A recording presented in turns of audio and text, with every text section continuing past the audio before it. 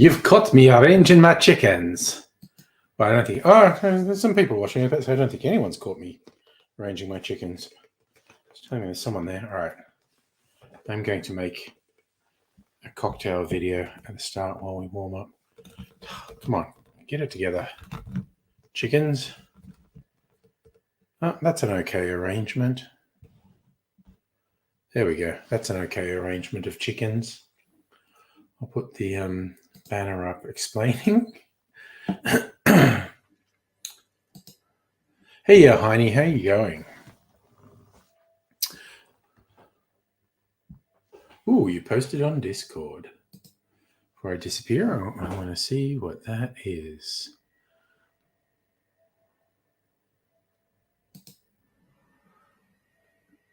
What you posted on the Discord.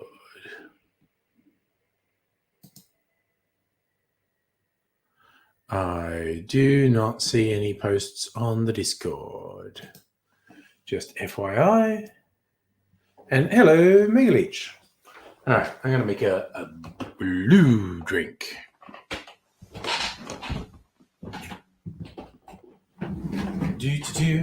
Gonna take me a minute to sip this up. I'm just deciding how I'm going to serve this drink. And I have decided, get to use the phrase dirty dump. Nope, no posts, Heine. Sorry, I don't know what happened.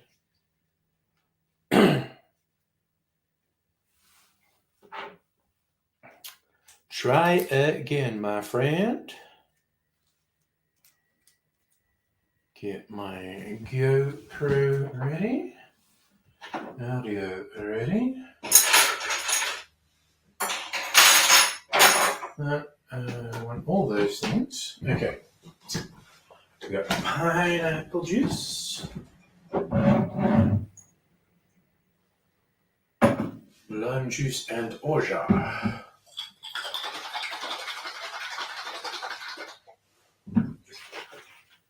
Okay. Don't want the orange bitters? You can go down there.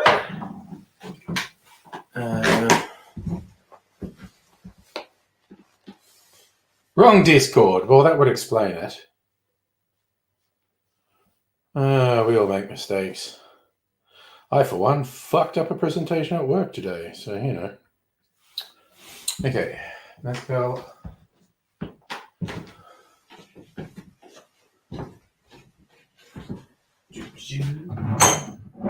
Crystal ship. Okay. Get this tripod happening.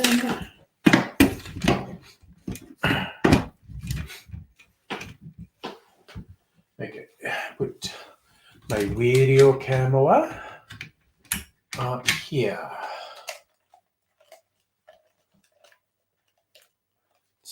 It's up now. Okay, hang on a sec. Just getting stuff ready. What's on the Discord now? Vegans. Okay. Where the hell did you find this? Okay, I'm just going to share. God, I won't leave this up on the screen because it's pretty nightmare-inducing. Being described as vegan roast beef. Heine reckons it looks like a smoker's lung. It just looks like a massive shit. Ooh, look at that texture. I just zoomed in. Look at that texture. God damn it. That just looks like a massive shit. Someone eating way too much fiber. Wouldn't like to have to pass that. Okay. Blue curacao.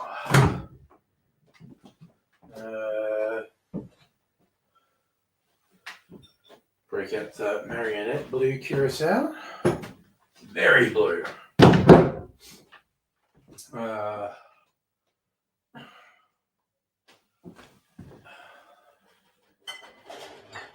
Rhum agricole und mezcal.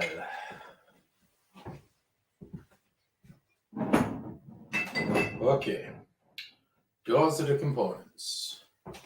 What are the sizes? 3/4 of lime juice. You know what? I'm just going to do half lime juice because I don't fucking like it. An ounce of orgeat. Okay, that's all the bitsies. With the mixing glass out. Oh, this ice in there. You know what? I'm going to chill this glass as well. Let's see how much ice I can fit in this glass.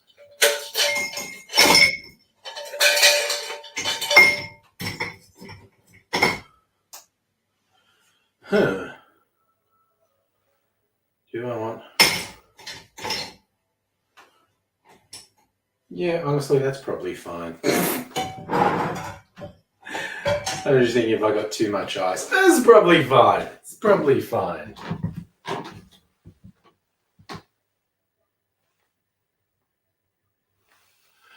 Saying that was at Safeway. It's Veef. Seitan and gluten. Oh, seitan is gluten. Yeah, that was a meat substitute from way back, particularly with people who were trying to make the food look like meat. I've mentioned before there was a Chinese restaurant I went to in Sydney back in the day. This was real old school. This was in the early 90s before veganism was so trendy. It was a vegan Chinese restaurant called Mama Chu's or something. And they had a lot of gluten-based things that were made to look like various meats you'd get in Chinese food. All right. Okay.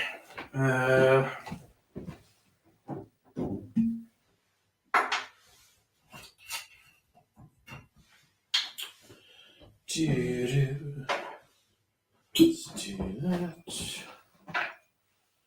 Do that. Oh, come on, damn it. Lime juice. Alright. Just go mezcal. Ooh. That's sad. I almost need some more mezcal, but I do actually have backup mezcal. Because it was on really good special in Woolies, so I got some. Right.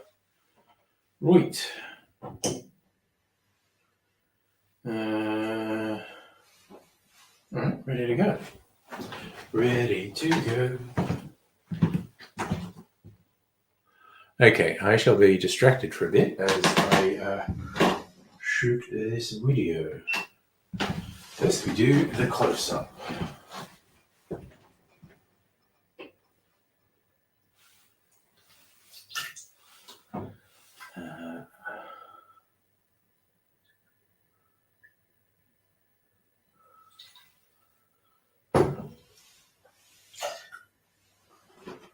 Half an ounce of curacao.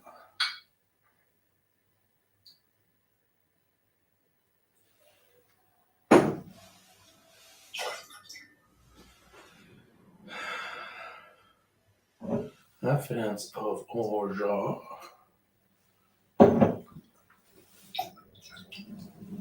1 ounce of pineapple juice.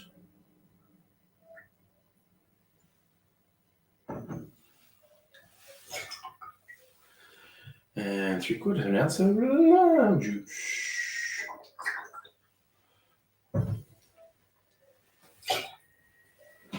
There we go. That's all the ingredients. These back on. Alrighty, now ice in the glass. Oops. Christ, dropped some ice. I hope I don't slip on it. Put a smiley face there, I think. Let's just adjust this a little. There we go. I'll start again.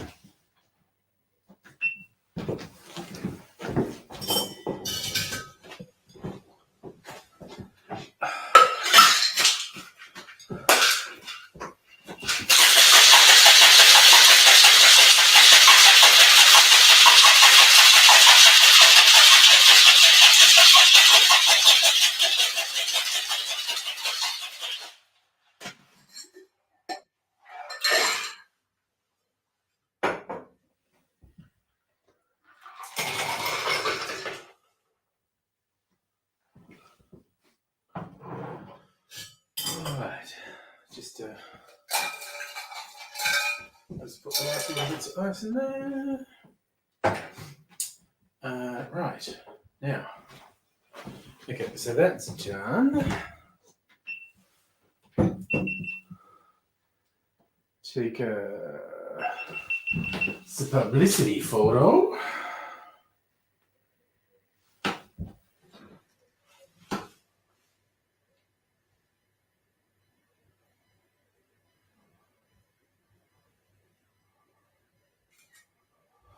All right,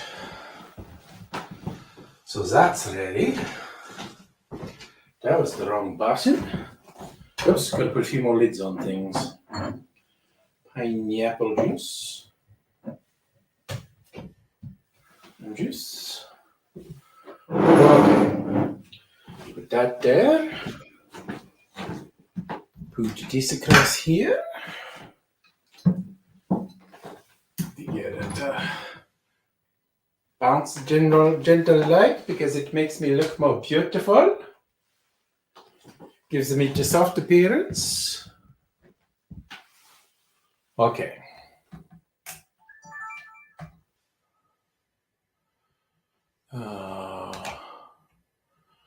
Dots are looking right. That's ready. And it goes over.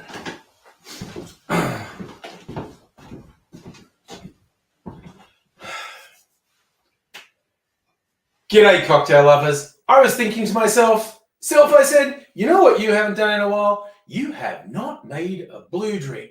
And we can't let Dave from Booze on the Rocks just hog all the blue drinks. He is the blue drink king, but there's got to be room for the rest of us as well. And so I found one I hadn't seen before. The original recipe was by Jeff Beach Bum Berry. He's one of the big three, I guess, in 20th century tiki culture.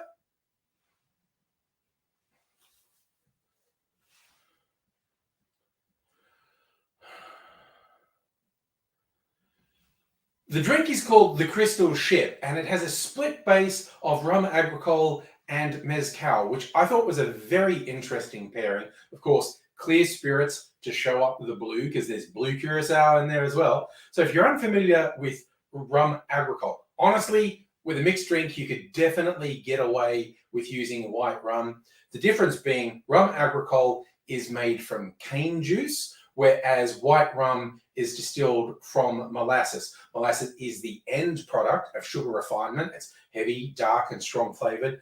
The cane juice is pre-sugar making. And so rum agricole tends to have a bit of a grassier flavor than a white rum. But as I said, in a mixed drink, I think you can get away with it. So we're going to have some rum agricole, some mezcal, some blue curacao, and the obligatory juices, and we're going to sweeten this one with orgeat.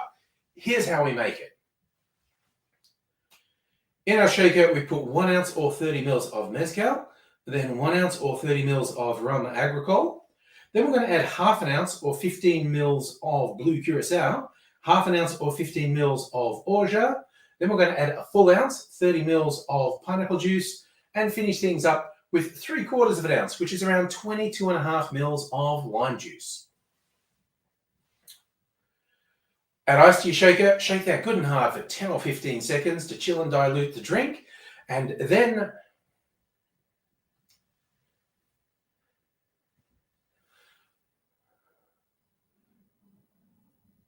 I'm doing a dirty dump straight into my tiki goblet.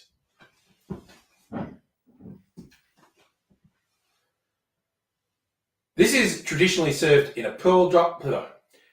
This is traditionally served in a pearl diver glass. I don't actually have one of those. And if you like, you could strain this over crushed ice. I just thought, I'm taking the easy way out. It's a fun drink. It's not meant to be difficult. Let me get a straw. The crystal shit. Let's give it a taste.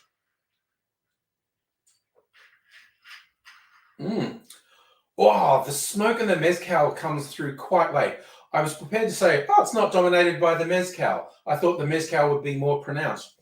The sweet elements and the rum agricole come through first, and just late on the palate, the smokiness of the mezcal comes through without being overpowering. It's really interesting because to me, I don't expect that smoke element in a tropical drink, particularly not a blue drink. As I say, blue drinks are always party drinks. And this one's got a bit of a flavor like you're having a barbecue with your tropical drink. And honestly, that's a good time, for real. But I'm going to finish this off. And like I said, if you really want to see some quality blue drinks, definitely check out Dave at Booze on the Rocks. I'm going to finish this up. I do hope to see you again sometime soon. Until such time as I do, I will say cheers. And we're donezo. Only video I'm going to make tonight, so I won't be distracted for the rest of the stream. I might sing more in the stream, who knows? I'm a weird guy. Okay, let's move a few things so we can settle in. Put the camera over here. Switch the bright light off so we can have some mood lighting for the stream. Chickens have done their service. Off you go. And right about now, Funk Soul Brother. Yes, pour you a crystal shit. Why not? Dear, where am I? My banner. Switch my banner off. Alrighty.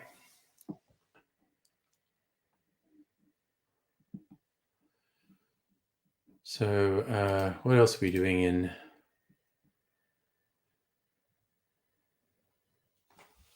Okay, this is a weird one. Oh god, you're putting all sorts of. Okay. I feel like that's nasty gif. Oh, so Future Burger. Mega Leech, the picture you posted, which is all, I guess, fast food with meat substitutes in it. Future Burger, Future Sausage. Oh wait, is that supermarket stuff? I thought that was from a fast food place. Then I see the packaging, and I figure it's supermarket stuff. Huh. I think I've heard of those. I don't know. So now I'm also going to look. This article you posted, Strictly Sega. PewDiePie deletes video and apologizes as Jack's film is accused of copying YouTube series. What the fuck?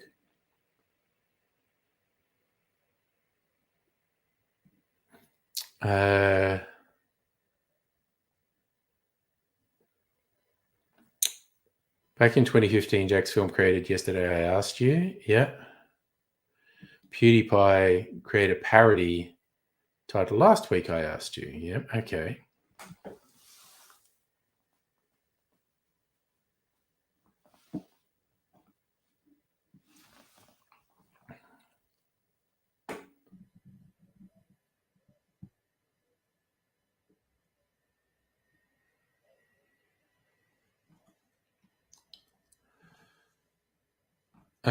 Right.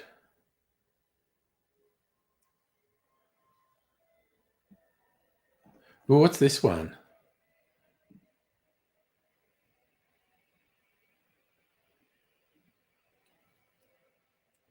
PewDiePie created a diss track.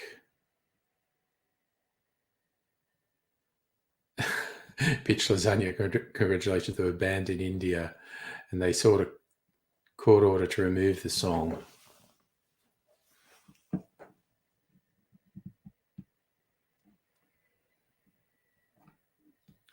Oh, okay. That's almost old school YouTube drama, actually.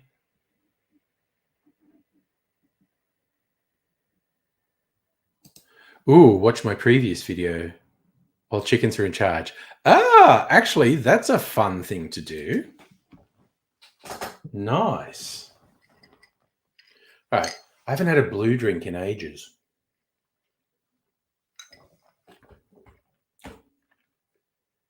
Man, this is a bit of a different blue drink, this one. Oh, man, it's incredible how late the smoke from the mezcal comes through. It's just, you drink it and it's a... So I'm going to adjust my camera a little bit. And I'm going to sit back a little bit. My flamboyant shirt that I wore on a presentation at work today. Online presentation, which lots of people watched. I'm not quite sure how many. And they got to watch me have a technical fuck up that almost made me lose it. But I kind of recovered. So that's okay. Yes.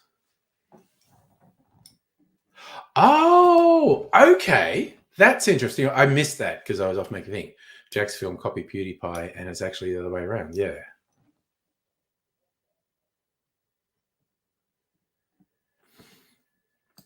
Oh, well, yeah. Jack's films had been putting quite a bit of effort into shitting on Sniper Wolf, and there's no excuse for doxing. But yeah, you could see that getting very spiteful. I mean, I okay. I have made a couple of films, YouTube videos, saying someone else's shit. So I probably shouldn't start saying the thing that I was about to start saying. I didn't do it much, and I certainly didn't make concerted, ongoing attacks on people. It's just usually when someone had something viral would be the only time I'd make a comment on it. Oh, gosh. So Jack's film had a new channel which was specifically dedicated to Sniper Wolf. Started a bingo game. I mean, he's old school YouTube. I don't know that he's first wave. He's maybe second wave, but that's still old. Ah, Her Ladyship of Expletives. Hello, lovely to see you. I haven't seen you for a while.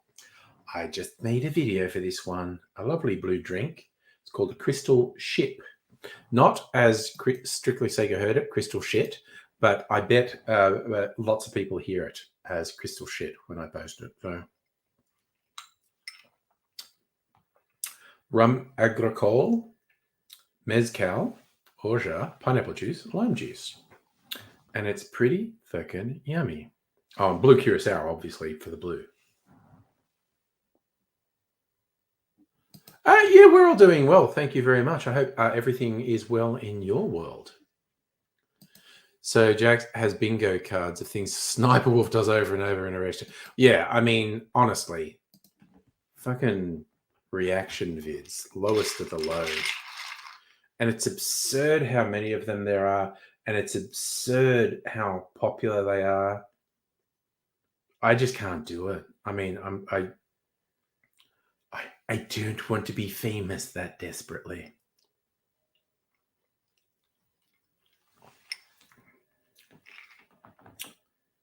Man. Yep. That is actually yummy. And the mezcal makes it interesting.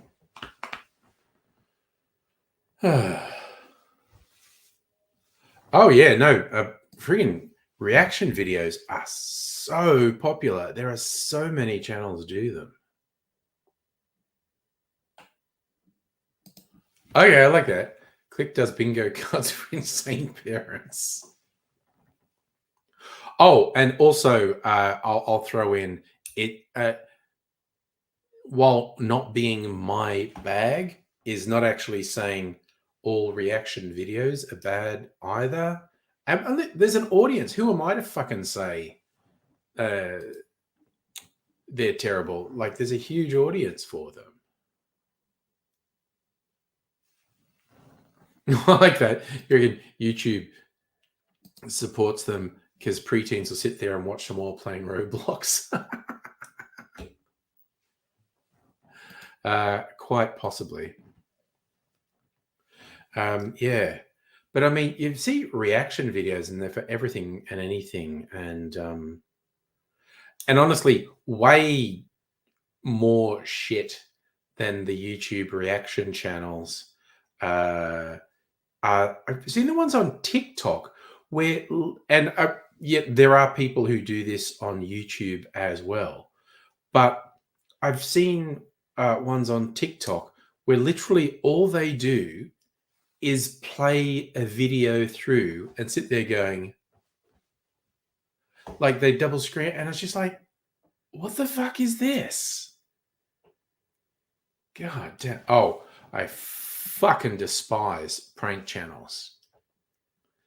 And no one should get shot just for being stupid. But when that American prank channel guy got shot, it's like, oh, damn, that was a shame. So, ladyship, you don't get it. Don't worry. People like your cringy playthroughs. But again, playthroughs. See, I think watching playthroughs is like watching sport, quite honestly. It's like, why is that credible? Like, someone go, why are you watching a video game? Why are you watching someone else play a video game? Why are you watching someone else play a fucking sport? You know, sports, has an audience of billions. Sometimes people just like to watch other people doing things, particularly if they're good at them or the way they do it is entertaining. It's that straightforward. Just thinking, what do I try? Oh God, that's one of those turtle crisps. Man, there is debris under this desk. I'm just saying. I need to clean up in here. There is a serious amount of debris under this desk. It's actually pretty gross. Oof.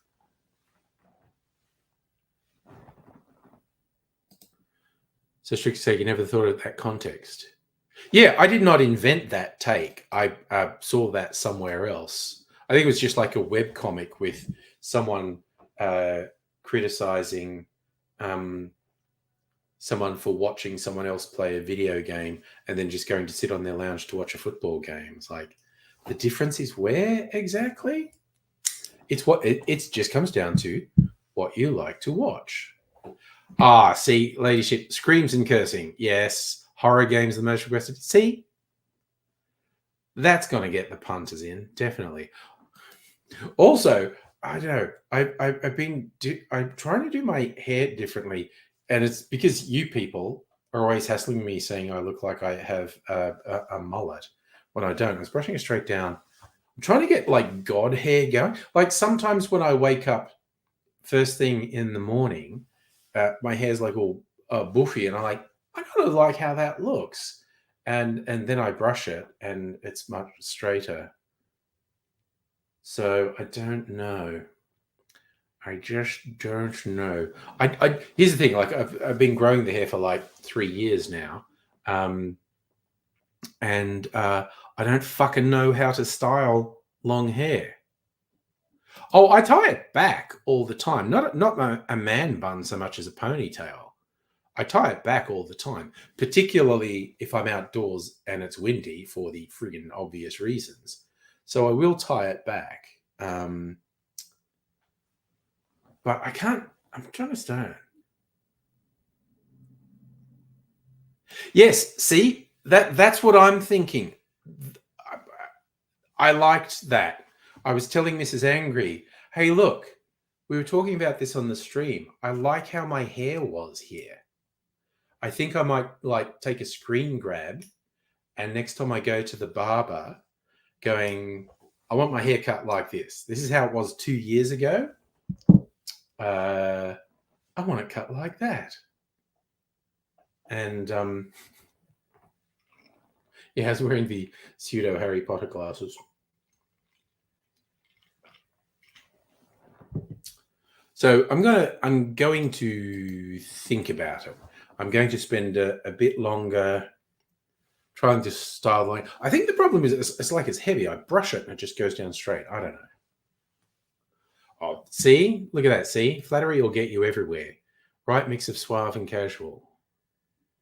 The ladyship, you're a scaredy cat. Technically not supposed to play them roller coasters, but fuck it, life's short.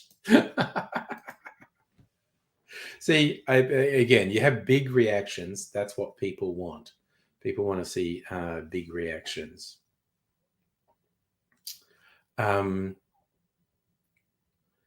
Yeah, there's like one of the times this stream, and it was probably a Friday night stream, I don't remember, got raided by someone on Twitch because I do restream to Twitch. I've often gone back and watched that channel. What's it called? Cherry something. It's like something like Cherry 420. But she's actually good at the games, and she's got some regulars that she does team games with. Yeah, stuff like Valorant and Overwatch and oh god, what's the other one? Those team games. She does a lot of that. But yeah, like she's actually good at the games. It's like you go on Twitch, and hey, more power to them, honestly. And there's all these girls, gaming, and they just basically got half their titties out. Who doesn't like that? I like that. But yeah. So Markiplier does vids where he's faking and overreacting and it's cringy. Oh, I remember that from way back, the Slender Man game. I remember him doing that. Oh yeah, I think she does some Team Fortress. I haven't seen her do Among Us. There's this one that she's been playing recently. I think it's called Party Animals. And the animals are these sort of cutesy roly-poly things that are all fighting each other. But the physics, like the body physics of the game, are really funny and actually more than slightly disconcerting to watch. But I often have her stream or someone else on Twitch when I'm editing videos, have it on in the background because it's kind of like, do the work, edit the video. And when the video's edit, then it's got to render. So you're sitting there waiting. So I'll often have a Twitch stream on in the background. There's one funny one I saw because Twitch does the thing. Well, people who watch this also watch this. It's like, oh, okay. So this is like a girl gamer. So it's showing me other girl gamers. All the other ones, again, I'm not actually criticizing this. I'm just stating they're like basically just wearing low cut tops. It did point me to one that I find really funny. She wears a bikini basically, and through her Discord, people apply to do a speed dating thing, and so dudes come onto the stream, and they basically have to put a compelling case of why she should date them. And it can actually be quite entertaining because she's actually not, well, okay, she's not mean. I think she knows the chat will be mean. And and so she said, I don't know why you guys are being mean, but I think you knew they were going to be mean to this guy. So, Elijah, you think you're cringy, but singing while scared to be less scared. See, that's a style thing. Okay, so Twitch. No, I will literally tell you, the one who does this speed dating thing in bikini is called Cutebot. KYOOTBOT. I find her quite funny. Oh, actually, Cherry, her real name's Grace, is online now. Pisces Cherry. And she's playing Party Animals now. Actually, look, I'll show Party Animals because this is weird. I'll share the screen so you can see it.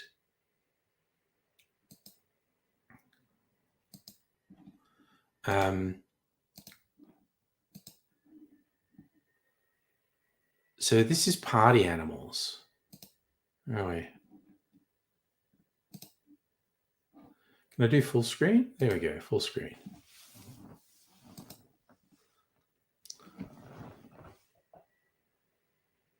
But again, oh wait, oh no, there's the other ones. So these weird, cutesy animals. I got to fight. Actually, they don't seem to be fighting. They seem to be trying to accomplish a task. Okay, I've not seen this style of gameplay, but they're all this weird, wobbly, roly-poly thing.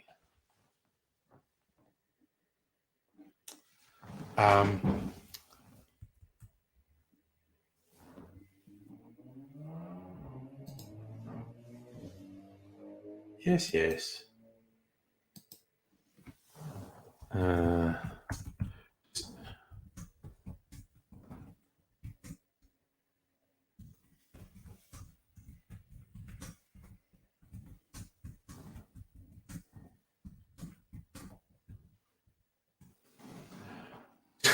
know that I'm.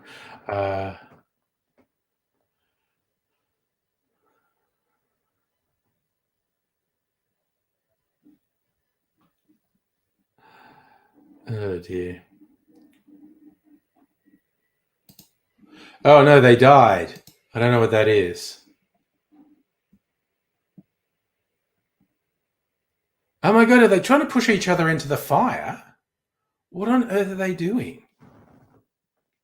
Oh, they're fighting. And again, the weird roly-poly ragdoll physics of the creatures trips me out. It's like their bones are made of rubber or something. I find it very weird. And I have no idea what's meant to be happening here. Just sort of going back and forth on a train. It's very weird. Oh, and I thought she was going to get run over by the train there. That's. Oh, see. Oh, no, I'm not going to play an Xbox ad. Fuck off. Fuck off, Twitch. Okay. So, yeah, that was Party Animals. And I find that really weird.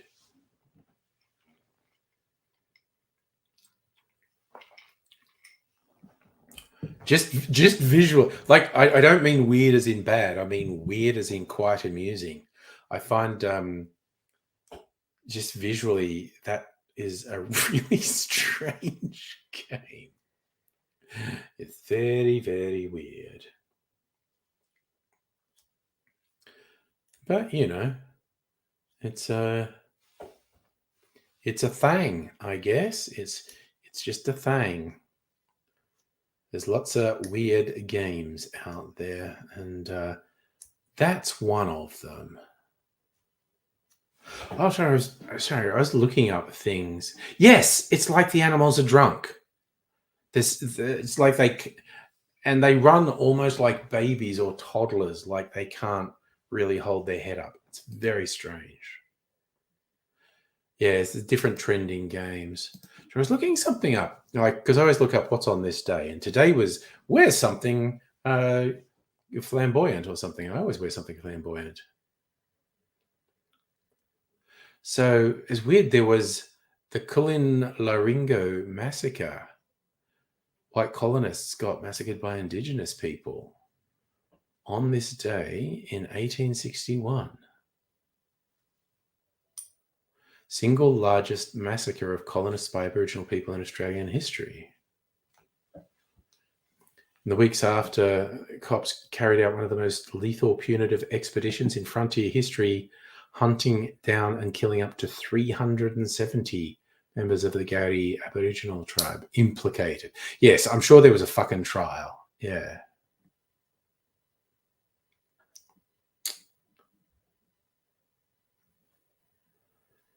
So I'm trying to think the context of it.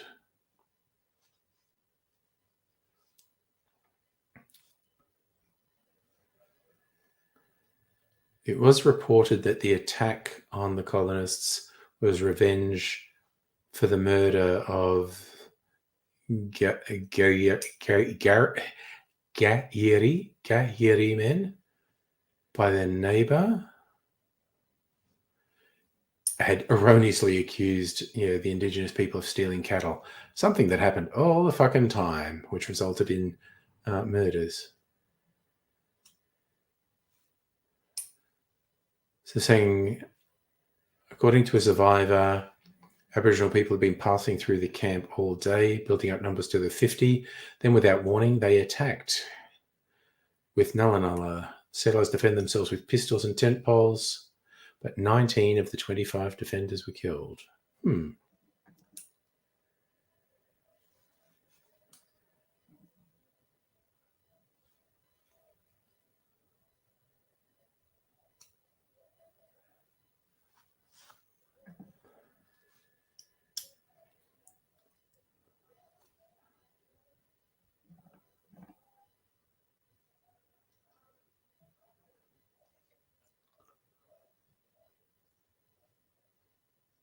So there you go. I only learned about that today. That was rather full on. Oh, Gaudy. Yes, that was I knew it wasn't flamboyant. Gaudy. Ooh, so there's a game called Bloody Hell Hotel that looks fun. I haven't played a horror survival game in ages. God, probably the closest for a long time was one of the Resident Evil games had on the PlayStation, which I thought was fun, actually. You know what was real fun? Finishing it, and then you got these really over-the-top weapons as these bonus things, and then you could do a replay through of the game with these really over-the-top weapons. So I really enjoyed going back and replaying some of the really difficult set pieces, but with this unstoppable weapon and just fucking slaughtering all these guys that had taken me so many goes to get through. Hey, Safa, how you doing? I had microwave lasagna for dinner. Because I'm a champ. It was actually pretty good. I did enjoy it. But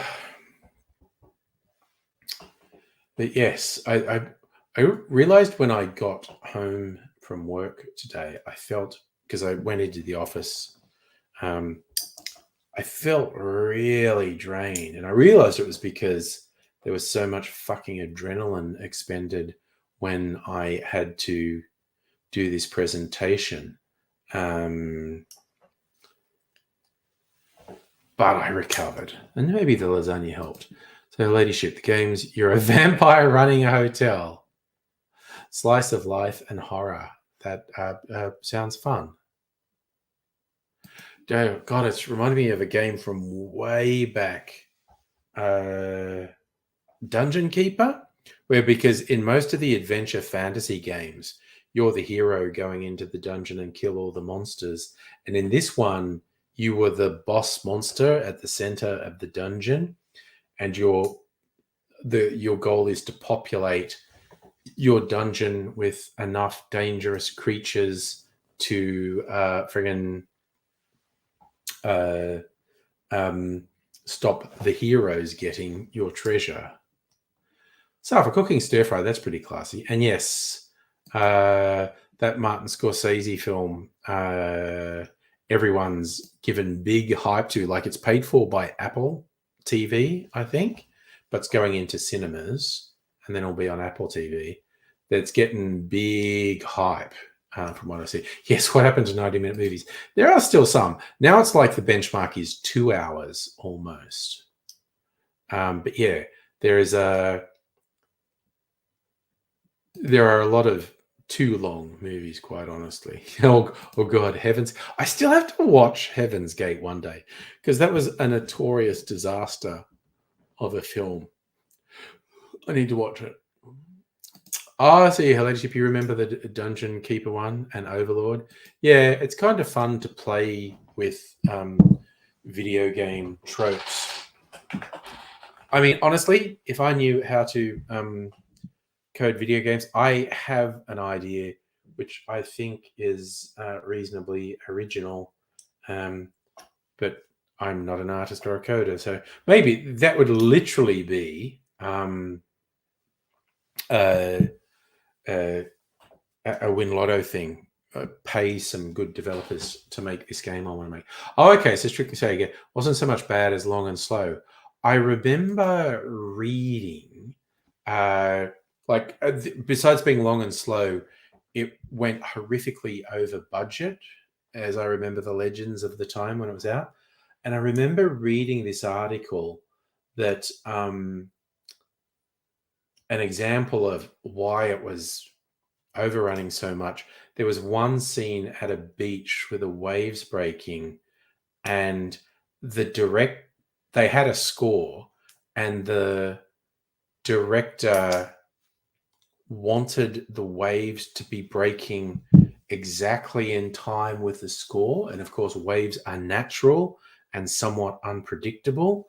And so apparently he would just go back to the location day after day after day, trying to get footage of the waves breaking in the exact rhythm he wanted. So Strictly Say, you reckon the war at the end is awesome? Oh, that sounds okay. Do 50 takes. And sometimes Jim and I would set up the shot for 20 hours for a 1 minute shot. Yeah, there were all these stories about production just being absolutely ridiculous.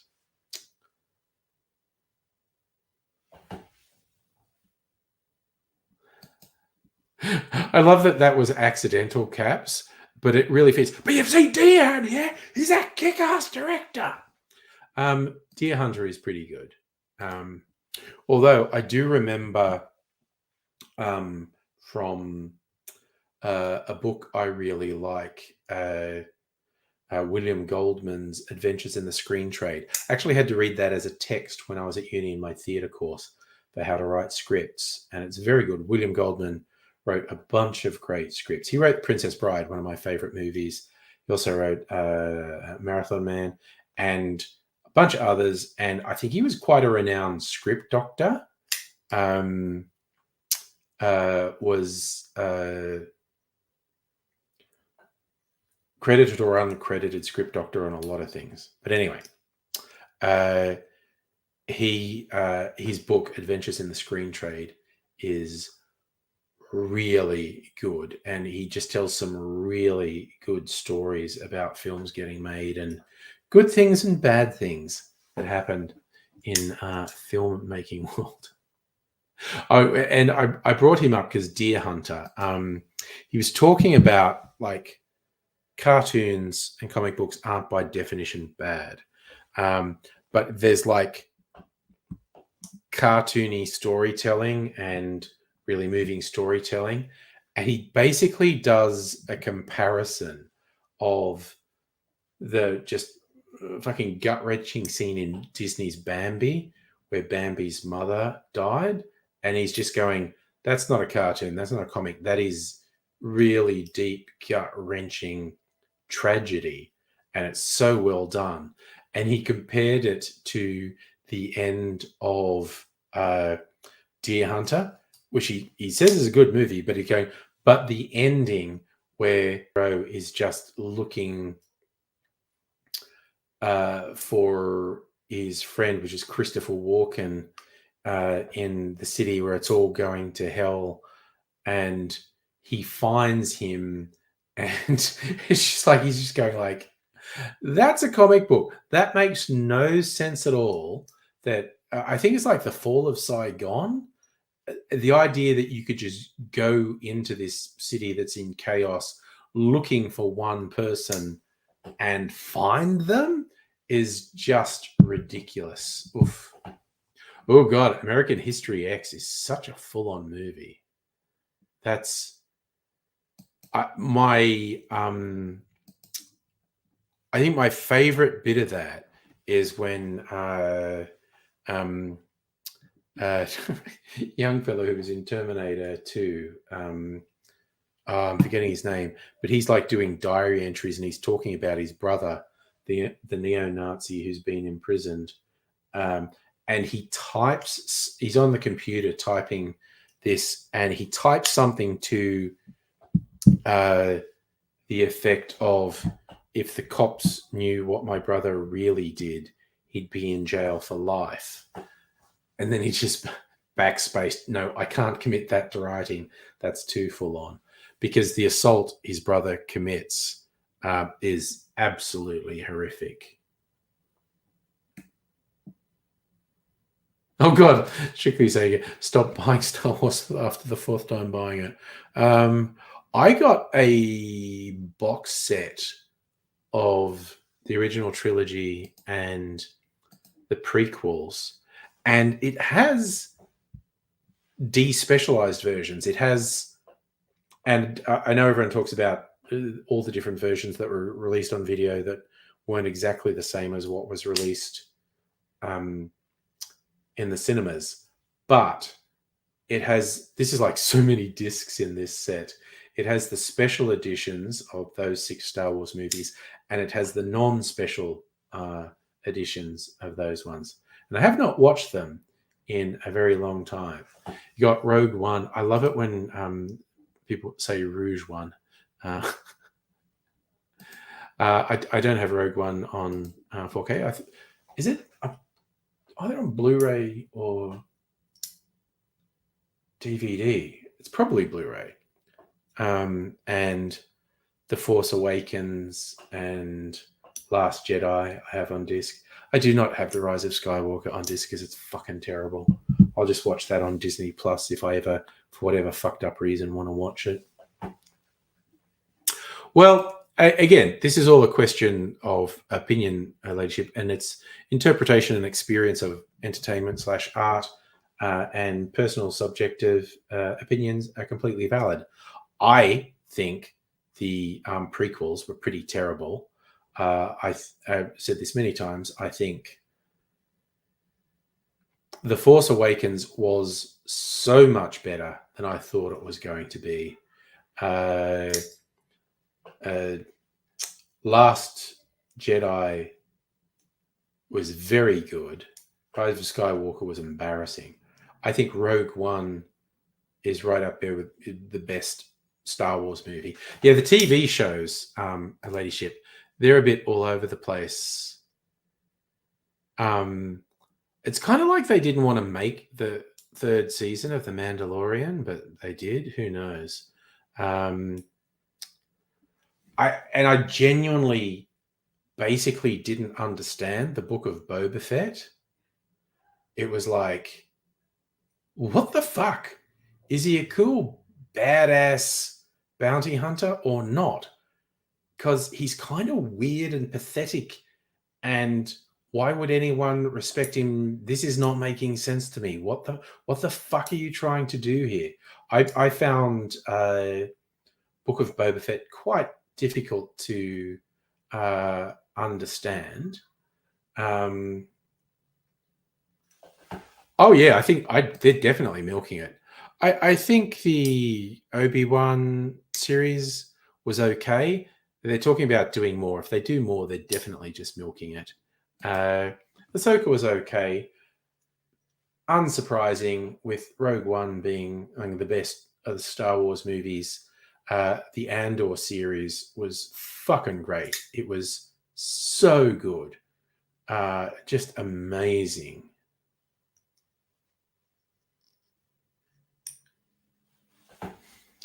And yeah, that's a good call, strictly saying. You can find some really good old movies. There are some good new movies, but and there's certainly a lot of bollocks on streaming services. But yeah, it is what it is. So, what did I watch the other day? Oh, I mentioned I watched an English film with Mrs. Angry called The Lady in the Van. Really quite enjoyed it. It was very interesting. Maggie Smith doing a big performance and set in London in the 70s. Pretty funny.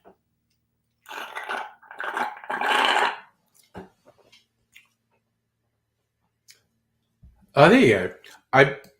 I've never really got into either the Star Wars novels or comics, but I remember reading some reviews. There were some Darth Vader comics that were apparently quite good, and there was one bit I saw, and it was essentially telling the original elements of the original trilogy story from a different perspective. And the one bit that seemed really good is just in it would have been happening in Return of the Jedi, and it's just before Luke comes in and has the final confrontation, where Vader realizes the Emperor has been fucking with him, and the Emperor he's realized the Emperor actually thinks Luke would be a stronger apprentice than Vader, and he is pretty okay with dumping Vader and turning Luke to the dark side. And Vader's on the Death Star, and he's just staring out a big window, sort of fuming. And what he realizes the Emperor is doing, and the window starts to crack because it's just like Vader's rage is radiating out, and unconsciously the Force is making the window crack. I've probably not done that justice with that telling, but it seemed really cool. Oh, all right. And there was stuff with Luke's kids. Cool. Are you doing 30 Days of Night? Enjoy that. I haven't watched that in a little while.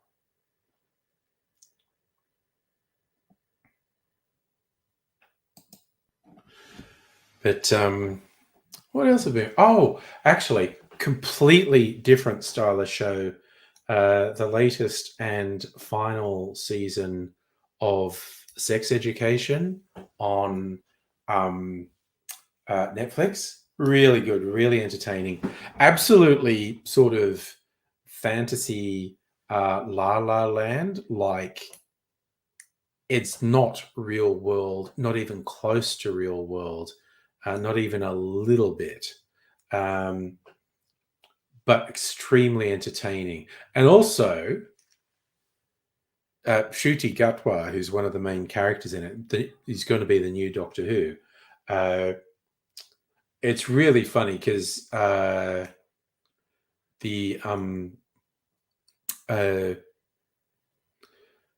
you look at the publicity photos of Ncuti Gatwa for Doctor Who, and they've like aged him up, and in Sex Education they've aged him down because he really looks like a teenager in Sex Education. And when I was looking up on this day things just the other day was Ncuti Gatwa's 31st birthday, and I was just like, holy fuck, they legit make him look like a teenager in Sex Education. And so yeah, they're just going to make him look his real age in Doctor Who. I have no idea if SBS showed any seasons of Sex Education. SBS shows a lot of stuff that was on streaming services a year or two after it was on the streaming services. I remember you said you bought 30 Days of Night after I suggested, so I hope you enjoy it. Ladyship, I'd probably like The Great. Yeah, nice. Okay, I'll check it out. And yeah, thanks, Internet, for fucking our internet. Yeah. Ugh. And mind you, it was the ineptitude of the previous Labour government and the bad choices and antagonising of Telstra by Stephen Conroy that left us in a position where the libs could fuck our internet. It's still just wild that they did that. Like, no, it's a Labour policy, and like, we know it's a good policy, so we don't want it to succeed because we don't want there to be a Labour success.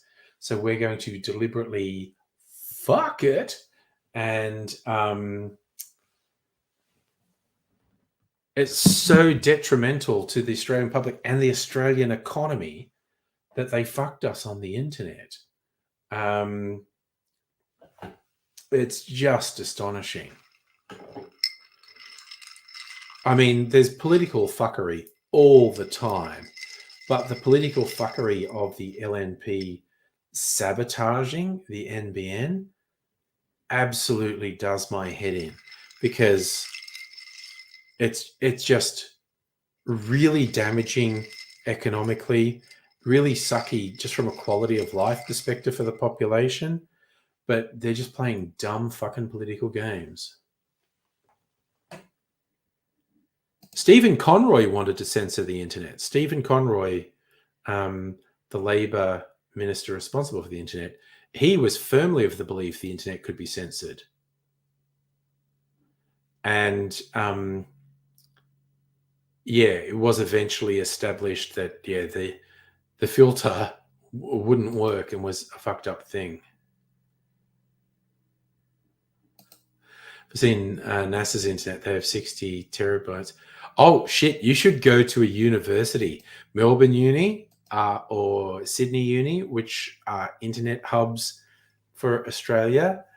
The speeds on the campus are fucking mind-blowing. Up to 10 times faster than you can possibly get on a commercial home internet plan. It's wild. I know that because I worked at Melbourne Uni for a while, and the on-campus internet was just mind-blowing. Like even Wi-Fi. The Wi-Fi was multiple times faster than any home internet you can get commercially.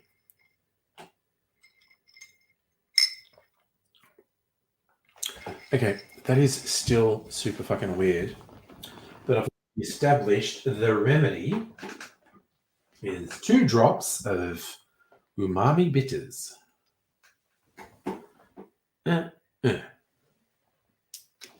Just 2 drops makes all the difference. I think we'll try it. Stir in those 2 drops.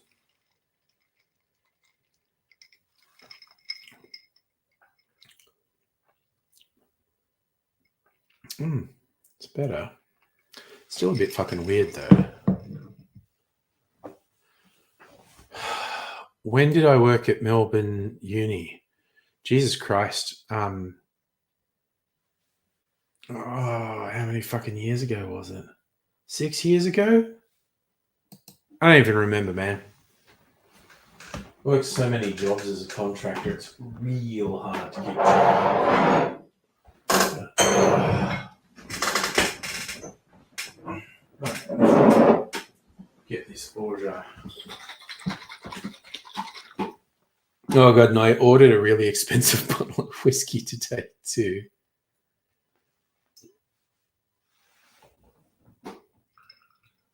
The most embarrassing thing about our internet speeds is every year when there's a comparison of international internet speeds, our standing gets worse because there's been no improvement to infrastructure and everyone else continues to improve their infrastructure. Friend said when she was a teacher in Korea, their internet was so much better in the US. Yeah, it's everywhere's better. Yeah, he does want to know all the details. I think they might. Oh my god, I have a mystery package. I think it's a book.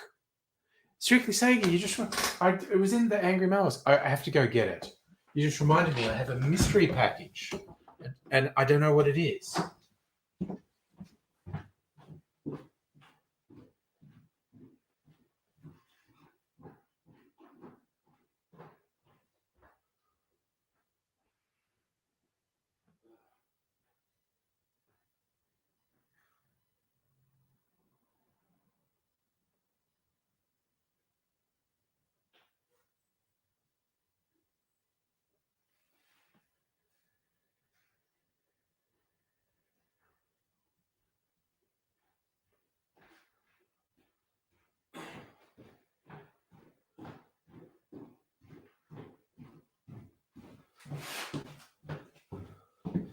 All right, so mystery package.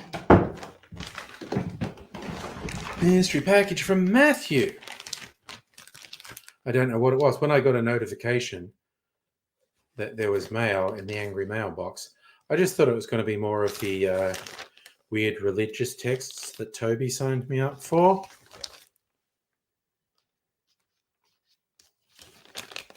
But it's not. But it is a book. It's very obvious from the feel it's a book. But I don't know what it is. Let's find out together. It's a Bible. Ah. Wow, it is okay. Okay, I legit would have read the Bible from cover to cover. Look how fucking small the font is. My eyes can't deal with that. Sorry, that is literally the only reason I'm not going to read this Bible is the font's too small. Like, Jesus fucking Christ. That is tiny font. Okay, it was weird religious stuff.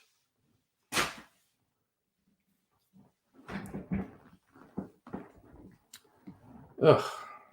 So.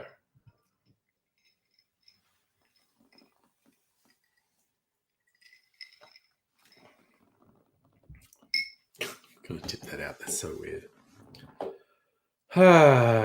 Deep sigh. All right. Don't swear while holding a Bible. I mean, good advice, really. You read two different versions. Yeah. What are the common ones in print now? King James and, well, of course, you get the modernized language ones as well. I remember the one that was trying to be hip that came out when I was at school, called Good News for Modern Man. Trying to use sort of easy to understand language. Yeah, it's all things ridiculous. Well, yeah, what's in a Gideon Bible? Because, of course, the Gideons are a group. They're the ones who are responsible for putting Bibles in hotel rooms. I don't know if that's still a thing. It was a thing. And I don't know if they have their own version of the Bible.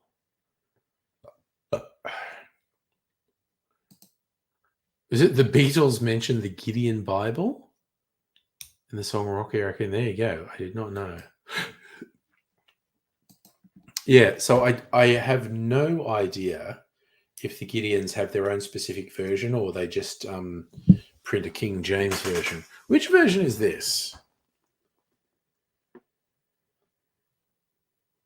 Features a Why Read the Bible article, a 40-day reading plan, a plan of salvation. Wow. So they're calling this the English Standard Version.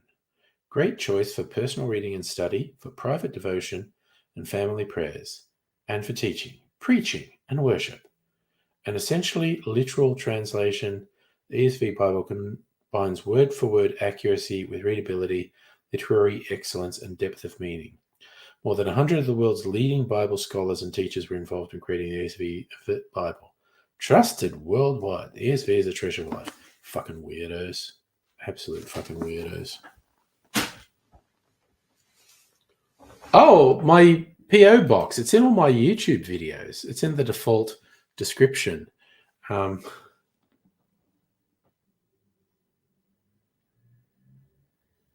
So, Ladyship, one change of stories had a little more than the other. Read it. Can't remember the versions because you were 13 at the time. There are some extremely different versions of the Bible. In fact, we're on the interwebs. Let's just see what comes up when we go versions. Wow, auto completes the versions of the Bible.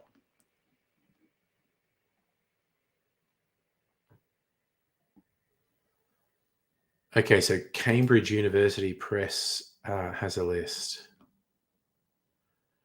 Is that versions that they publish?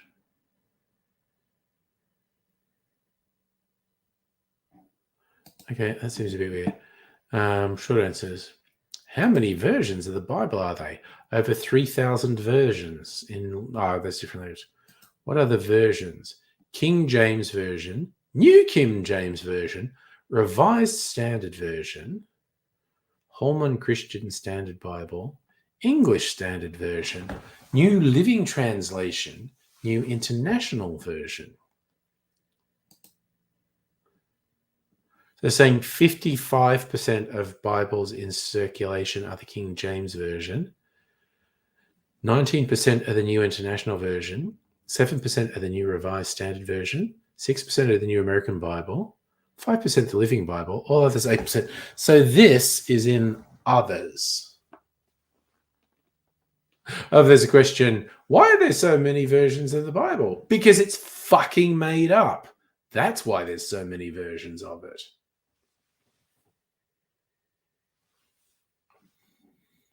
What's sad is even complete versions have a crap ton missing because they decided to, again, it's just been edited and rewritten so many times.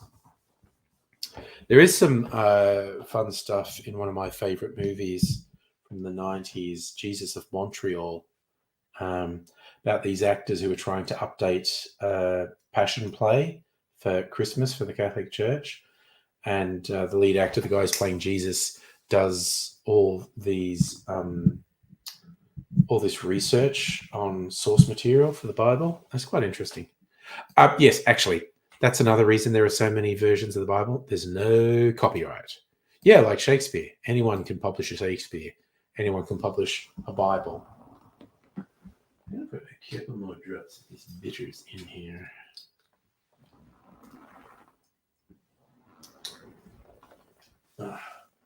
Make it a little bit more saline.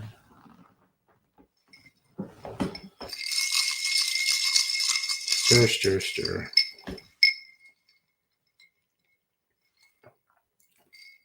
That's better. Okay, 4 drops is the answer, not 2 drops. That's way better.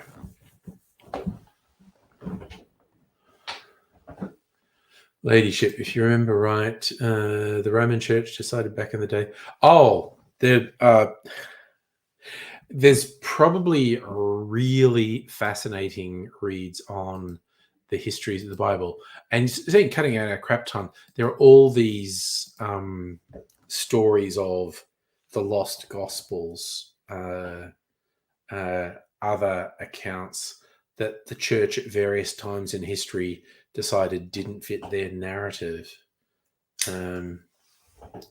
Okay, same with the movie Charade and Night of the Living Dead, because they forgot to. I thought, yeah, anyone could release a version of Night of the Living Dead. Yeah. Yes, Jesus goes from 12 to 30. They did cut out a lot of his life. Some references to his early life, then he's an adult. What's the real story with Oily Josh? Which is a stupid joke I saw on the internet that I like to repeat. So the name at that point in history probably would have been more like Yeshua or Joshua rather than Jesus. I think that's a later thing. And Jesus Christ. Christ just means the anointed one, as in anointed with oil. So Jesus Christ is Oily Josh. So if we do a Night of the Living Bible, because they're both without copyright, it would be Jesus looking to eat brains. Oh, this is my blood. This is my brains. Some people think it's to hide kids or siblings, take away from his divinity. Well, again, there are rumors that there were gospels that talked about his children. Yes.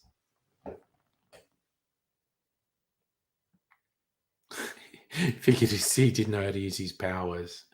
Look, honestly, there are probably some really fascinating books on history of the Bible.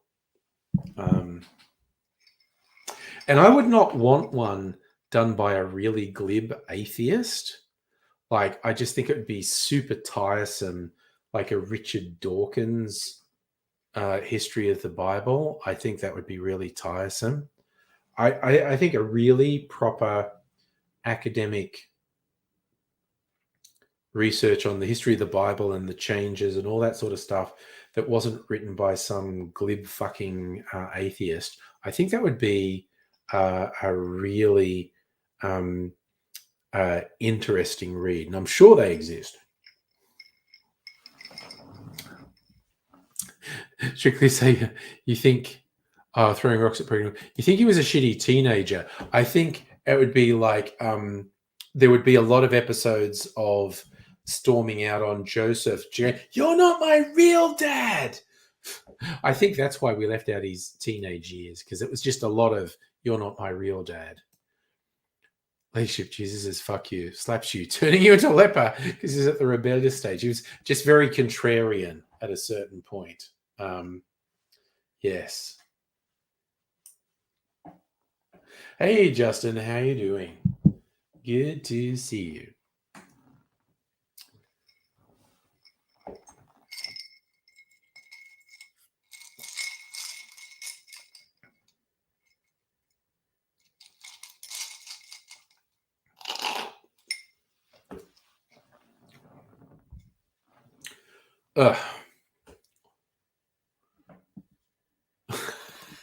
I'm sorry. I feel like we got a whole bunch of things going here. One day I'm going to make you turn the other cheek, bitch. Justin, there's a book on it. Oh, your book. Okay. Thank you, Justin. I think you missed. I got a Bible in the mail today. I was a bit let down. I thought it was just going to be a book someone wanted me to read. It's a Bible where the font is way too small for my pathetic old eyes, and I am never going to read it. Recycling. It will rise again on the third day as paper pulp. I am going to get a big chunk of ice because I just had an idea. I want to make an old-fashioned that's rather special. Cocktail book would have been nice. I do have a lot of cocktail books. Oh, fun, creative punishment. Make the money changers in the temple shit gold to regret their gold. Okay, so you're Simon in the book. Okay. All right. I'm just going to go get a big chunk of ice. Won't take me long. I'll be back less than a minute.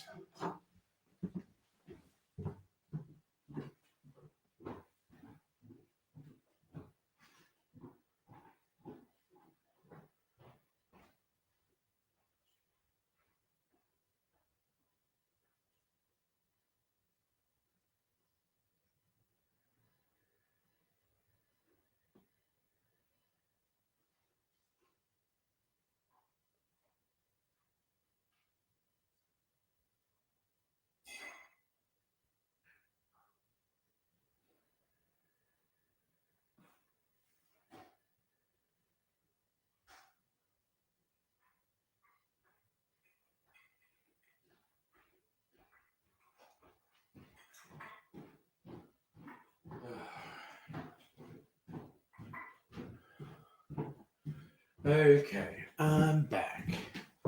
And I was just going to check how many cask strength whiskies I have.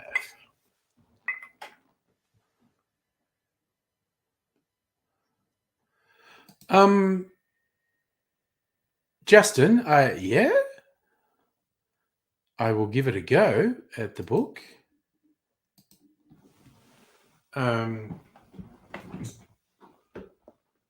All right, but for now,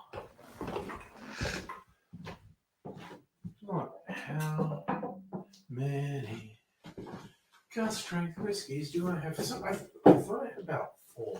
I'm not really sure if I do. This is a cask strength from Upshot. 64%.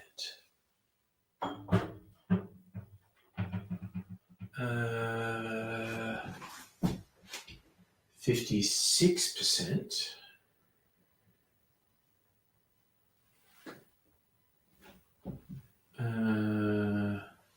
56%. I've got a couple of 56%. What strength is this one? Special edition Starwood Vitalis. 52%.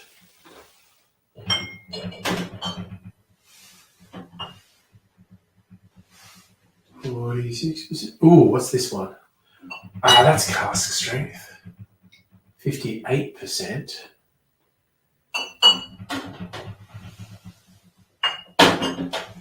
What's this one? A mere 46%.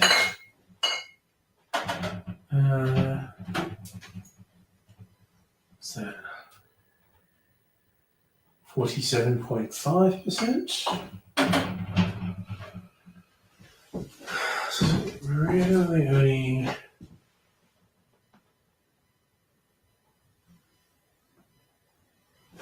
Wait. What was I doing? 48%. So it'd be 1, 2, 3. I will have 4. When the new expensive whiskey I ordered arrives, I will have 4 cask strength whiskies. This one's 60%. So maybe I'll do a cask strength whiskey shootout. Decide which one I like the most. Blind taste test, maybe. What was I doing? I was doing a thing. I reckon I'm easily distracted. Okay, I need to decide which other whiskey will I put in.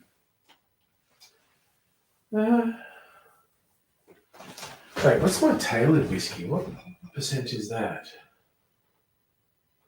46%. Okay. Wait, which one is this? Tawny. I didn't know I still had Tawny. Oh, good whiskey. I'm going to put good whiskey in. Okay. Blend of malt and rye, 46%. All right, so first, tiny bit of sugar syrup. A very strong sugar syrup. 5 mils. Yeah. That's probably enough. And mostly this one.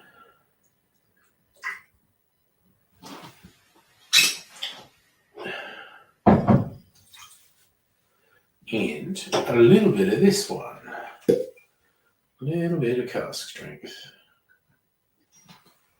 All right. Oh shit, I splashed some out. It's expensive whiskey, you don't want to splash it out. And it's going to do Angostura. I might do Gospel Whiskey Bitters.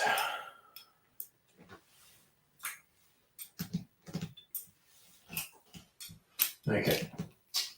That's my bitters. And wait, where's my cherries? There's my cherries. Gots to have cherries in my drink. Because I'm special. I can see the chicken butts. Yes, there they are. Going for 100% burn the stomach lining. Well, 60+%. Justin, if you think it's a worthwhile thing to share with people, I'm down for it, man. Except, Her Ladyship, we speak of chicken butts all the time. Anyway, all right. Cherries. Gots to stab a cherry for my drink. Oh, I thought I had one. I got one. Here we go. Got a cherry in there. And, of course, because I'm a classy motherfucker, gotta have an orange peel. Love having an orange peel.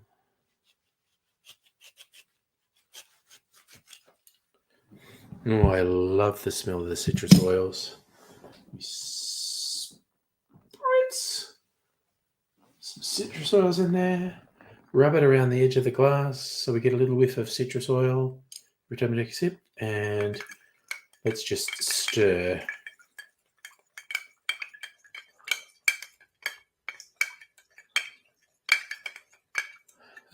So as a former Knights who say, Knights who up until recently said me. Okay, I haven't watched The Holy Grail. That was my favorite Monty Python film. A lot of people prefer The Life of Brian, and I do like The Life of Brian. But I've always had a soft spot for The Holy Grail because it's just so silly. Anyway, so an old-fashioned beefed up with a cask-strength whiskey.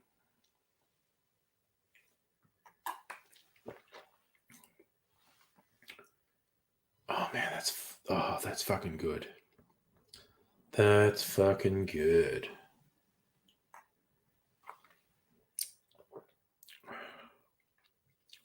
Oof. That's got some hairs on it. That one does.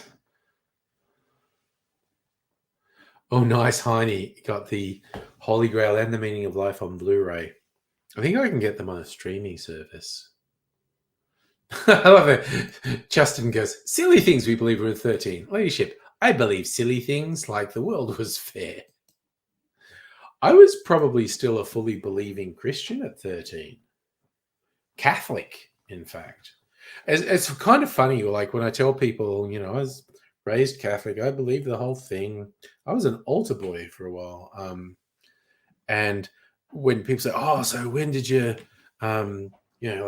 become an atheist or stop believing? And it's like, I honestly couldn't tell you. I could not tell you. There was not like a woof moment where it's like, I don't believe anymore.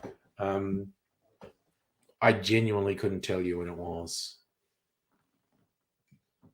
But yes, I did get a point where I'm like, I think this might be bullshit.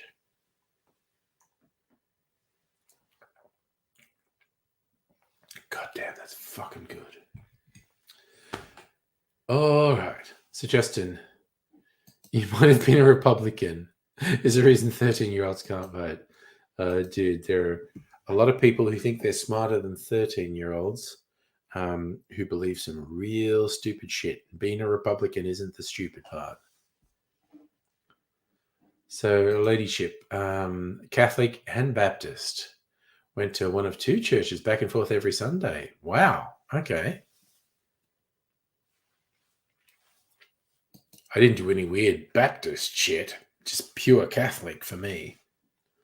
But I was an altar boy all through primary school. And there was a church fucking just across the road from my house. Like a block down the road.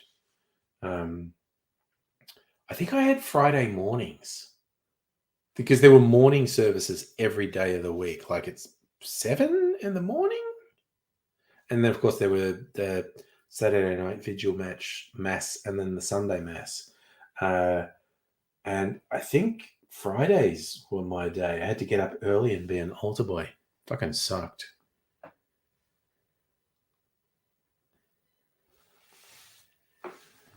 So, okay, Mum Catholic, Dad Baptist. Hey, Strictly Sergey. Oh, God, you just made me think of that old Irish Rovers song, which is hilarious. The Orange and the Green.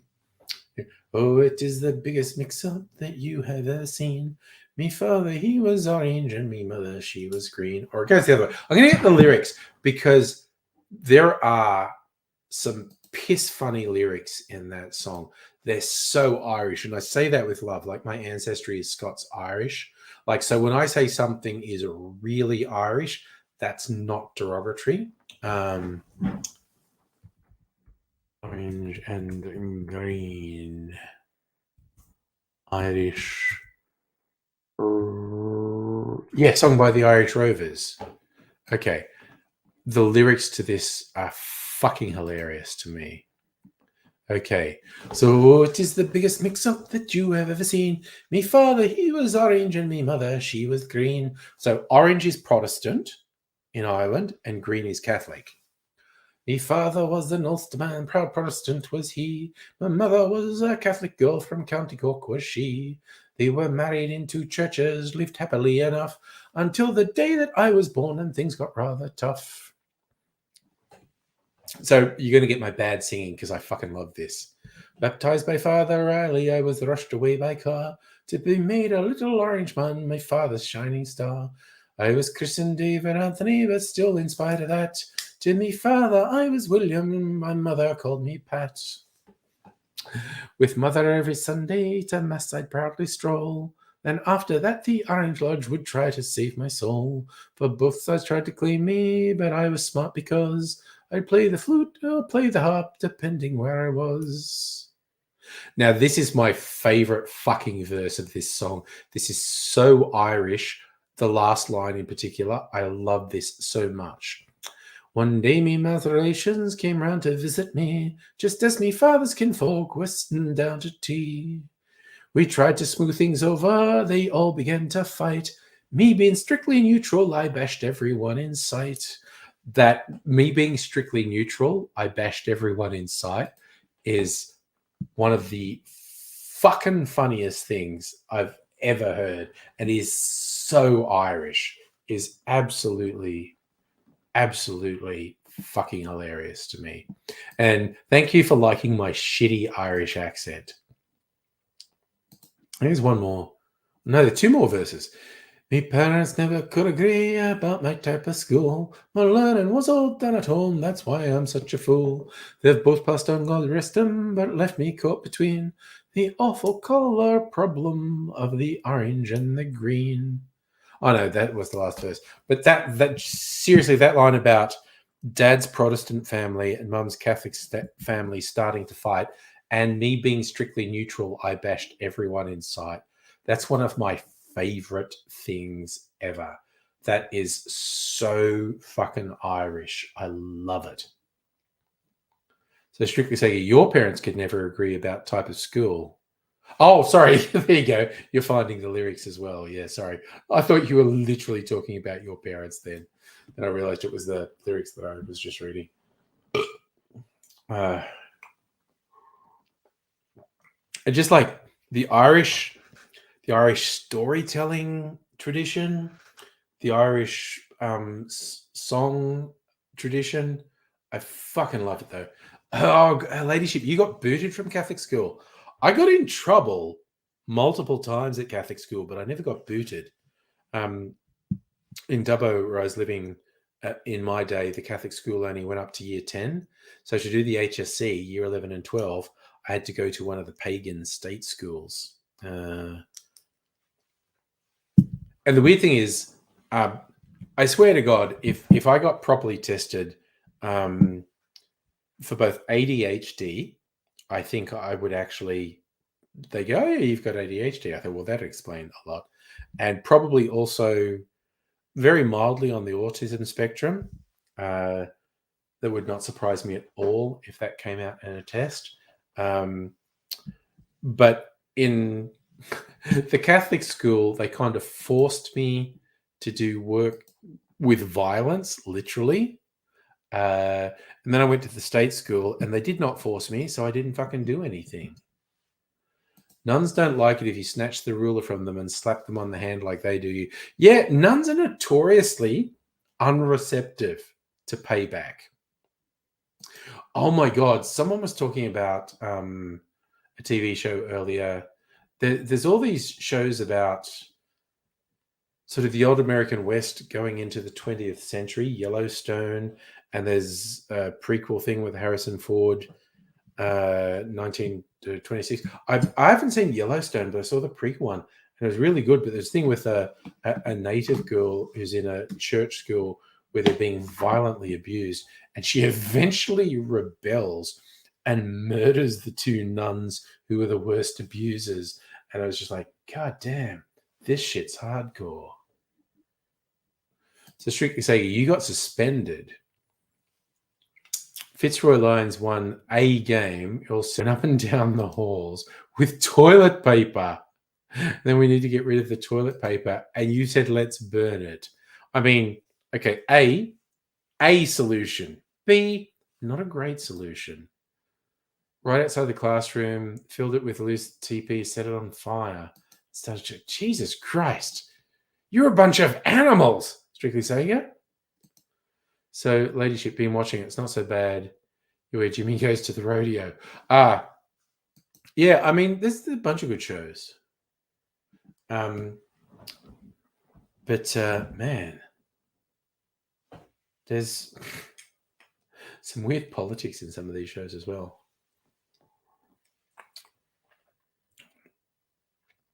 Holy fuck, man. An old fashioned is such a good drink. I love it so much. Just whiskey with some small modifiers, and it's so fucking yummy. Streak say you went to Timbertop, which is, yeah, that's where Chuckles went. And he loved Timbertop, apparently. Like his dad, Phil the Greek, made him go to some really fucked up boarding school in England, which he hated. But when he did a couple of years at Timbertop, he loved it. So Streak's like, you're going to set the place on fire. Was it only a term and a half? Because what I remember from reading stuff, the British boarding schools, Chuckles hated them. He said it was a nightmare. It was like the worst period of his life. But apparently he fucking loved Timbertop. Timbertop was so much better than British boarding schools, which is the thing. So, ladyship, it's hilarious. Beth beats Jamie's ass. Again, there are some really fun shows out there. Justin saying St. Michael's is a good school. Okay. Oh, I've been rewatching some stuff. Like I finished my rewatch of Mr. In Between, which is just fucking great. Australian show.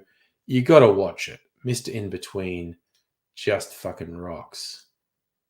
Like I said, watching Sex Education with Mrs. Angry. We watched Ahsoka. That was okay. We watched season 2 of Wheel of Time. That was pretty good. Not like best TV ever, but not bad. I think I might talk her into rewatching Sandman soon because we've been rewatching a bunch of stuff, and I would very much like to rewatch Sandman. Actually, oh, that's interesting, Justin. St. Michael's is inclusive, open-minded for private school. Well, that's good. So you're saying St. Mike's was one of the first schools that had full unlocked internet, so all the boys downloading porn. Oh, Usenet was wild. News groups. People would post all manner of wild shit on Usenet. That was my introduction to the internet. Was Usenet, IRC through various formats, and the very early websites. But yeah, Usenet news groups fucking rocked. Look, honestly, I think we're all terrible teens. If someone can't admit to being a terrible teen, I think they were probably super fucked. That's my big insight. We were all terrible, except the people who say they weren't terrible. They were even worse. What was that rhyme? There was a little girl with a little curl right in the middle of her forehead. When she was good, she was very, very good. But when she was bad, she was horrid. Oh, Lucifer is inspired by Neil Gaiman's Sandman. In the Sandman comics, Lucifer gives up hell and opens a piano bar in Los Angeles. The TV show takes that basic premise and goes in a really different direction. I think I watched about the first 2 seasons of Lucifer, and I did enjoy it. And he's running like a dance club, nightclub, um, uh, in the TV show, whereas in the comic it's a piano bar. A little bit different, but yeah, the TV show Lucifer is quite entertaining. Might actually, I might see if I can convince Mrs. Angry to watch one episode and see if she likes it. Um, uh, there's a beautiful. There's one thing. He has a demon sidekick in both the comic and the TV show, Mazikeen. She's pretty cool in the TV show.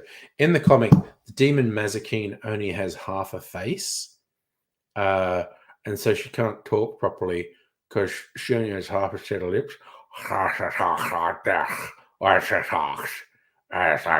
Whereas in the TV show, most of the time she has a full face and talks normally. Occasionally they show her with only half a face, but there is an absolutely fucking brilliant bit in the comic where Dream, the Sandman's younger sister, Delirium, visits the nightclub because she needs to talk to Lucifer because her brother, Dream, the Sandman, is in trouble.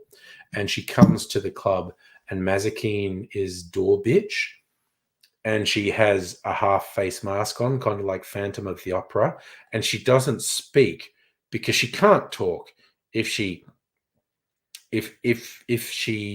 talks,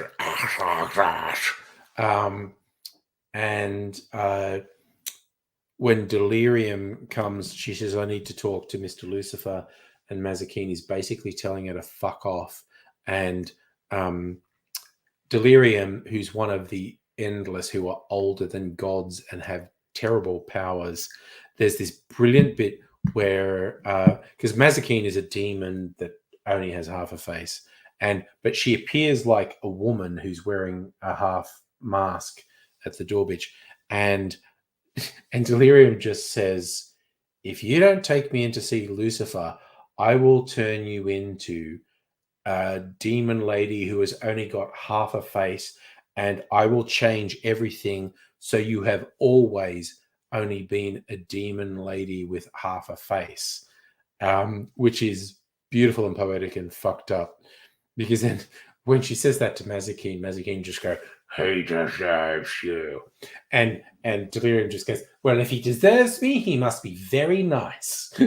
It was very good. Oh God, strictly say you're talking about six of the best. We call that six of the best. I got the strap multiple times in high school at Catholic school. I never got a cane. I got the strap, and I got that multiple times in high school.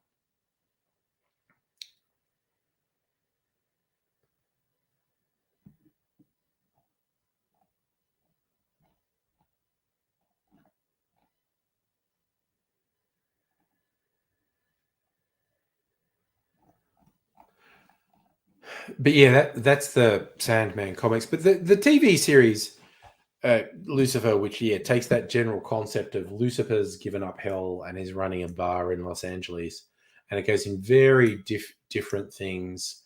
But it's worth watching, definitely. Only one of the punishments if anyone hurt for a while. I don't know. Getting the fucking strap on your hand fucking hurts for a while. Gee, and Mr. Police was a school marshal. Jesus, that's a fun title. So we could say you blame the era your life going to school at the Astor Cinema. Your school was near the Astor. That would make you a movie junkie. Yes. Yeah, that was the thing. Six of the best, three on each hand. Yeah. That was the saying.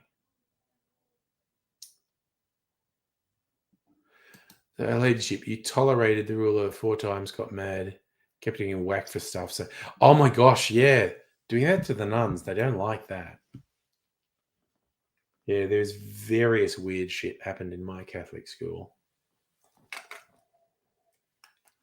Okay, but possibly the weirdest thing is for all the things like abuse in the Catholic Church. To the best of my knowledge, there was no stories of priests in Dubbo sexually abusing anyone. Certainly never happened to me, and I was an altar boy. But I don't think anything ever really happened in Dubbo. Oh yeah, no. Strictly saying, weird fucking totalitarian shit in schools will fuck you up. Oof, yes, the wooden spoon at home from mum. Yes, god damn. But yeah, I got the strap from two different teachers in high school. One was just for not doing homework, which is fucked up, I think. One was for being a prick and getting in a fight, and I kind of threw myself on a hand grenade for other guys because there's this one guy, and he was a fucking prick. But here's the thing, okay. Bullying is wrong and fucked, and anyone who says they've never done anything fucked or bullying is probably lying. But here's the thing, like when I was in high school, I was not the cool kids, I was the outcast. But there was this one guy who was probably he definitely was a social rung lower than me. And so I fucking exploited it to the max. It's like, okay, I'm really uncool and quite low on the social standing, but you're lower, so I'm going to fuck you over. And it's kind of funny because people from Dubbo occasionally stumble across this. And I won't say his full name. His real name was Tim. If he ever stumbles across me in the internet and whatnot, I will say, oh yeah, no, Tim, you deserve an apology because I was a fucking asshole.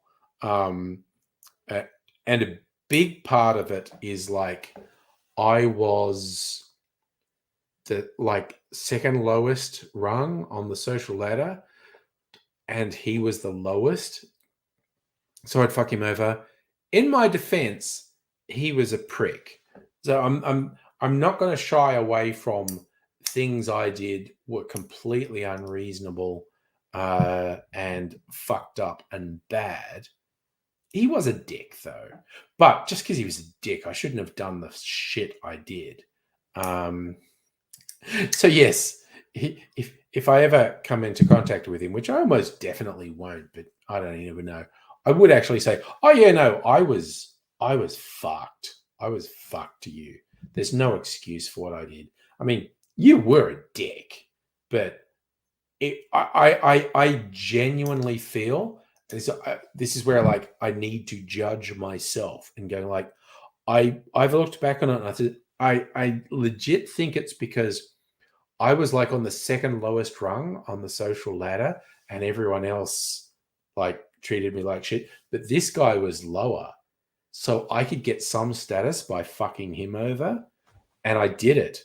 And that's an extremely shameful thing to have done. But I definitely did it. But it's not like he wasn't a dick, because he was. But also, I was too. So there you go. Oh, nice. Strictly Sega, you were head of the nerds. I was not. I was not even the head of the nerds. I was just like, no social skills loser.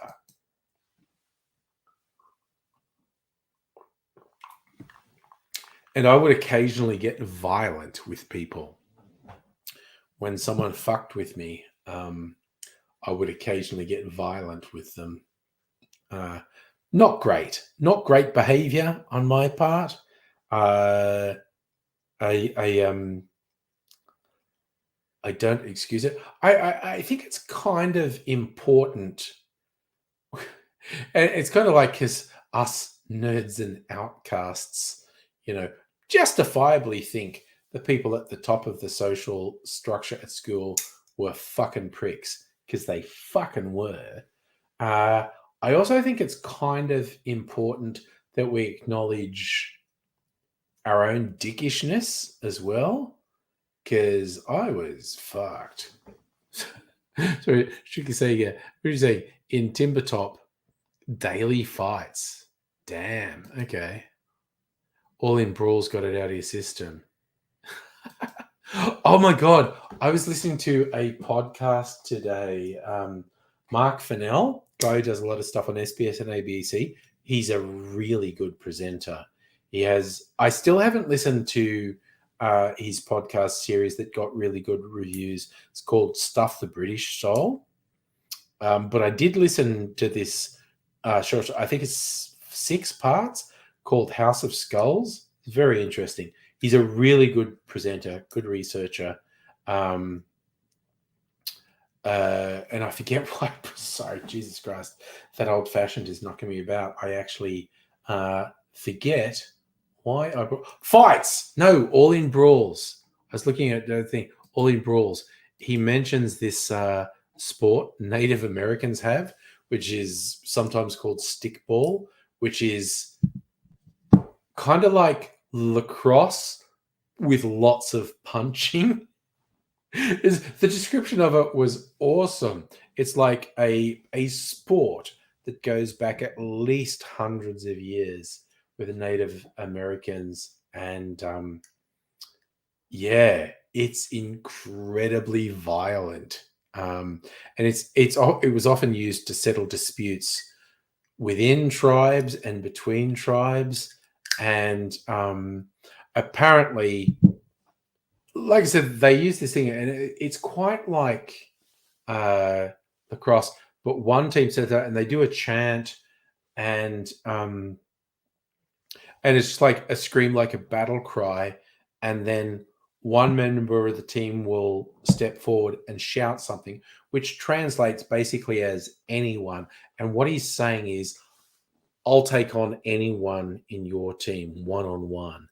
And then the game starts, and it's this weird hybrid between rugby, lacrosse, and MMA cage fighting.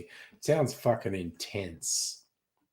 And yeah, British Bulldog. Fuck yeah, that was just Jesus Christ. That was just fighting. That was vaguely stylized fighting in the schoolyard. Oh my god, that was fucking wild. So, ladyship, you were an outcast / nerd, only got violent like 4 times. 3 of those violent in the defense of others, which I think is absolutely legit. Justin, when you were in Singapore, you're in special needs, but you're the smartest kid in special needs. Well, there you go. All right. So, ladyship, school pump hit Vanessa in the face with the dodgeball on purpose when she was in a wheelchair. Jesus fucking Christ. Hit a kid in a wheelchair, giving her a bleeding nose, so you knocked her out with a textbook to the face. Jesus fucking Christ. I'm completely on your side. I am completely on your side.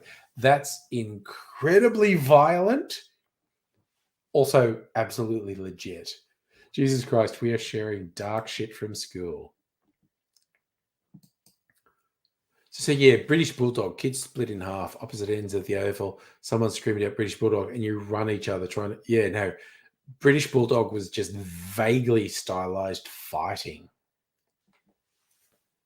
And Safa, yeah, teachers tend to do not much at all about bullying because it's too difficult. I know we are definitely having fun tonight, aren't we?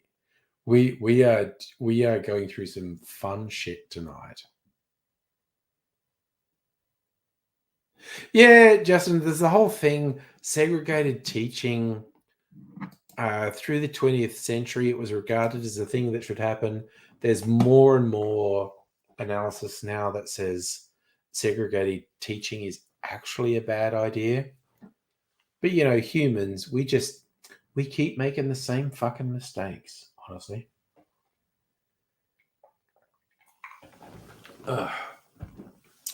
Safa, are Catholic schools bad at dealing? I personally think all schools are bad at dealing with bullying. I don't think there was super out of control bullying at school. there was definitely bullying. There was definitely fuckery. And I was in the receiving end of some fuckery. I perpetrated some fuckery.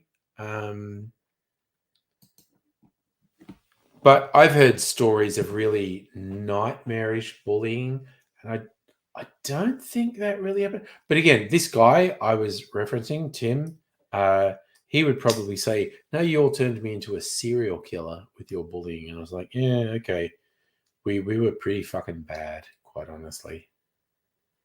That's the thing. The dodgeball incident. I love it. Yeah, ooh, the dodgeball incident. God damn. And kids generally, I honestly think kids generally are little psychopaths.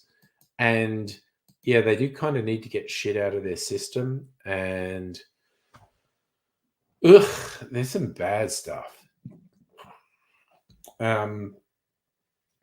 I am particularly disappointed when you hear stories about adults and teachers abjectly failing to deal with bullying. Here's an interesting one that I read. It was an article that was published in a paper. This is quite a few years ago. As someone who had been a teacher and quit because she just thought the institutions were so fucked and they couldn't be fixed and whatever. And the school she was in had a really vocal anti-bullying practice. It was like an anti-bullying code. Like in all the classrooms, they'd recite things about, we reject bullying, we do this, we do that, we do the other. And this particular teacher was running a choir, and each choir section, they would all state the little mantra about how we reject bullying and blah, blah, blah, blah, blah. And she was doing parent-teacher interviews one time, and there was one girl comes with her mother, and her mum's a migrant whose English is not very good. And so communicating took a while. But the mother was saying stuff like, my daughter really wants to be in the choir. And the teacher's saying, anyone can be in the choir. And the mother's saying, like, she'll stand at the back where no one can see her. And the teacher's saying, why would you say that? If she wants to join the choir, she can just join the choir. She doesn't have to stand at the back. And what the teacher ended up piecing together is there were like mean girls in the choir who they decided that, only people they approved of could be in the choir. And this particular girl, because she was ethnic and fat, the mean girl said, you can't be in the choir. And she was really heartbroken because she really wanted to be in choir. And the teacher's going, no, we don't do bullying at the start of every choir session. We do the whole thing where we state the pledge of how we are against bullying. But it turns out the mean girls in her choir were bullying and harassing girls they didn't like and saying, you can't be in the choir. And so she found out who they were, the ones who were orchestrating this bullying campaign. And she's like, okay, fuck you. You've breached the school's standards on bullying. You can't be in the choir anymore. And so then those girls complained to their parents, who went and bailed up the principal. And then the principal dragged this teacher in and said, okay, those girls' parents donate a lot of money to the school and they're very influential. And the teacher's going, we have clearly established anti-bullying rules. Like, you cannot do these things. It's unarguable that these girls are bullies and are breaching the school's bullying rules. And the principal's going, yeah, but the parents donate money to the school and they're really influential. And And the teacher just quit. She just like, fuck you. Nothing means anything to you. You fucking scabrous heap of shit. It was a private school. You just want these people's money and you have no standards. Nothing you say means anything. I'm not going to be part of this. Fuck you. And she quit teaching because it's like they were all talk and no action. That stuck with me, that story, honestly. Because she was just saying, like, no, these institutions are just fucked. Like, they had, she's saying, like, the school had absolutely clear, unambiguous rules against bullying and whatnot. And so this teacher had definitely taken exactly the right steps with saying to these girls, you're bullies, you can't be in the choir. And the principal went, but their parents don't think that's funny. Okay, so that's Mrs. Angry saying, snuggly bedtime. So you are all awesome. I love yous all. And this has been a really quite entertaining chat tonight. But I really like snuggling with Mrs. Angry. So I'm going to go off and do that now. So, ceremonial eating of the cherry time. We'll do that. I hope no one takes it personally that I think snuggling in with Mrs. Angry is a bigger deal than staying on the stream. But this has been really good. Fucking love yous all. That was really good. And I'm almost definitely going to be on Thursday night. Be watching. Actually, probably might finish watching Sex Education with Mrs. Angry tomorrow. And catch up with y'all on Thursday night. And but please take care of yourselves because you're all fucking awesome. And I'll see you another time.